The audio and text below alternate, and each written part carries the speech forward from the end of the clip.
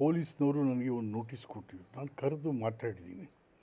ಕೊಟ್ಟು ನೋಟಿಸ್ಗೆ ಉತ್ತರ ಕೊಟ್ಟಿದ್ದೀನಿ. ನಾನು FIR ಸುಮ್ಮನೆ ಹಾಕಕ್ಕೆ ಬರೋಲ್ಲ. ಅವನು ಫಸ್ಟು ನನಗೊಂದು ನೋಟಿಸ್ ಕೊಡಬೇಕು ನಮ್ಮ ಪೊಲೀಸ್ ಮ್ಯಾನ್ಯುವಲ್ ಪ್ರಕಾರ. ಹಾಗೆ ನನಗೆ ಒಂದು ನೋಟಿಸ್ ತೊಗೊಂಬಂದು ನಾನು ಅವತ್ತು ಟ್ರೈನಲ್ಲಿ ಹೋಗ್ತಾಯಿದ್ದೆ ಬೆಂಗಳೂರಿಗೆ. ರೈಲ್ವೆ ಸ್ಟೇಷನಲ್ಲೇ ಕ್ಯಾಂಟೀನಲ್ಲೇ ಬಂದು ಪೊಲೀಸ್ ಕಾನ್ಸ್ಟೇಬಲ್ ಅವರು ನನ್ನ ಸ್ಟೇಟ್ಮೆಂಟ್ ರೆಕಾರ್ಡ್ ಮಾಡ್ಕೊಂಡು ಹೋಗಿದ್ದಾರೆ.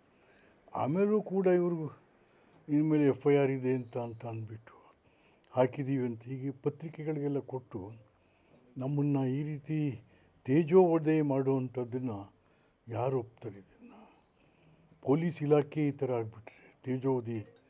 I am the senior most politician in the state on that district also. ಇದು ಯಾರ್ದೋ ಕುಮ್ಮಕ್ಕಿನ ಮೇಲೆ ಇವೆಲ್ಲನೂ ಕೂಡ ಯಾರೋ ಕುಮ್ಮಕ್ಕು, ನಮ್ಮ ಸಿದ್ದರಾಮಯ್ಯನ ಮಗನೋ ಪಗನೋ ಎಂಥವು ಸೇರಿಕೊಂಡು ಅವನು ಹೋಗಲಿ ನಿನಗೆ 55 ಲಕ್ಷ ರೂಪಾಯಿ ಎಲ್ಲಿ ಬತ್ತಪ್ಪ ಅವನಿಗೆ ನನಗೆ ಕೊಡೋಕ್ಕೆ? ನಾನು ಎಂದೂ ಯಾರ ಹತ್ರವೂ ಸಾಲ ಮಾಡಿದವನು ಅಲ್ಲ, ನಾನು ದುಡ್ಡಿನ ವ್ಯವಹಾರ ಎಂದೂ ಮಾಡಿದವನಲ್ಲ ಯಾರ ಹತ್ರನೂ. ಹಾಗಾಗಿ ಇದು